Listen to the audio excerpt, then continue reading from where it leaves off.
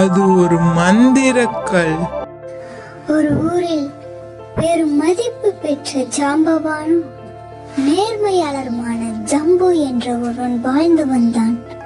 அவனது செல்வமும் ஞானமும் மக்களிடையே பிரபலமாகி அனைத்து விவகாரங்களுக்கும் தீர்ப்பு வழங்க மக்கள் அவனையே பெரும்பாலும் அழைப்பார்கள்.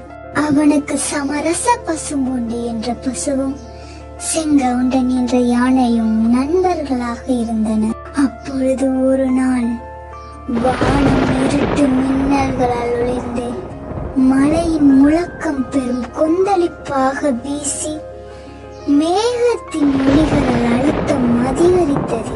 அங்கு ஜம்புவின் நண்பனான சமரச பசும்பொண்டும் செங்கவுண்டனும் ஜம்புவை பார்த்து உதவி கேட்டு வந்தனர். ஜம்பு, நம்முடைய காட்டு வழியே சென்ற விலங்குகள் காணாமல் போய்விட்டன. நாங்கள் அவர்களை தேடிக் கொண்டிருக்கிறோம். நீயும் எங்களுக்கு உதவி செய்வாயா? இது மிகவும் கவலை அளிக்கிறது. அவர்களை நாம் எப்படியாவது கண்டுபிடிக்க முயற்சி செய்ய வேண்டும்.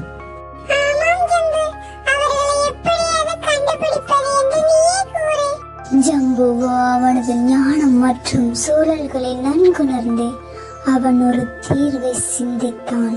நாம் உங்களது நண்பர்களை கண்டுபிடிக்க வேண்டும் என்றால் நாம் முதலில் மந்திரக்காட்டின் மையத்தை நோக்கி பயணம் செய்ய வேண்டும். அங்கு ஒரு மிக பழமையான மந்திரக்கல் உள்ளது. அது நமக்கு வழியில் உதவக்கூடும். அவர்களும் உடனே மந்திரக்காடு நோக்கி பயணத்தை தொடங்கினர். நடப்பதற்கான பாதையோ நரம்பிலையில் மூடப்பட்டிருந்தது. அங்கு பல்வேறு மிருகங்களின் சத்தங்கள் கேட்க அவற்றின் பயம் மற்றும் பதற்றமும் ஜம்புவையும் அவனது நண்பர்களையும் சற்று சிந்திக்க வைத்தது. நடப்பதற்கான பாதையோ ஒரு பக்கம் கசக்கிற மற்றும் மற்றொரு பக்கம் மலரும் மலர்களால் பெரும் சிரமமாக இருந்தது. மெதுவாகவும் மெல்லமாகவும் நடந்து அவர்கள் மந்திரக்கல்லின் அருகே வந்தனர். அந்த மந்திரக்கல் ஒரு பிரகாச ஒளியில் மின்னியது. இதுதான் அந்த மந்திரக்கல். இப்போது அதனை சுத்தமாக பாதுகாத்து அதன் மூலத்தில் உள்ள மந்திரத்தை வெளியிட வேண்டும். அவர்களும் அந்த மந்திரக்கல்லின் அருகே அமர்ந்து மெல்லிய ஒளியில் மந்திரங்களை ஜெபித்தனர். மந்திரம் அவற்றின் வார்த்தைகளில் புன்னகைத்து கல்லின் மேல் ஒரே நேரத்தில் ஒளிர்ந்தது.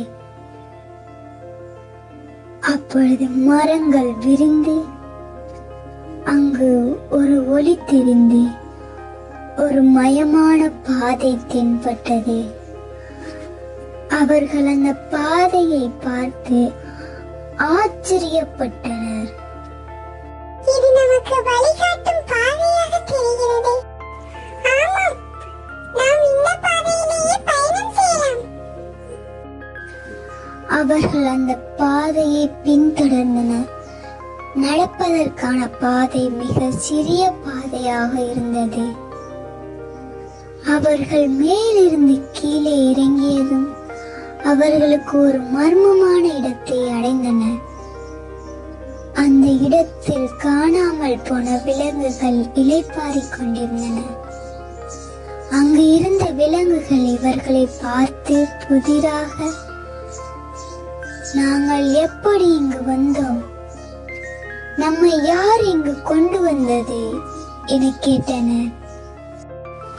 நீங்கள் யாரும் பயப்பட வேண்டாம். நீங்கள் அனைவரும் பாதுகாப்பாக இருக்கிறீர்கள்.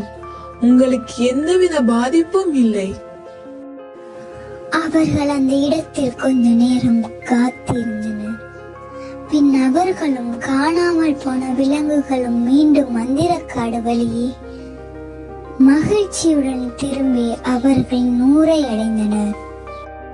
நாம் அனைவரும் ஒன்றிணைந்து செயல்பட எந்த ஒரு பிரச்சனையும் எளிதாக தீர்க்க முடியும். நண்பர்களே, இந்த கதை ஒவ்வொரு நிமிடத்திலும் பிரமிப்பும் கவனமுடக்கமும் கொண்டு வந்தது. இதன் முடிவில் நாம் ஒற்றுமை மற்றும் நேர்மையான செயல்பாடுகள் எவ்வளவு முக்கியம் என்று பார்த்தோம்.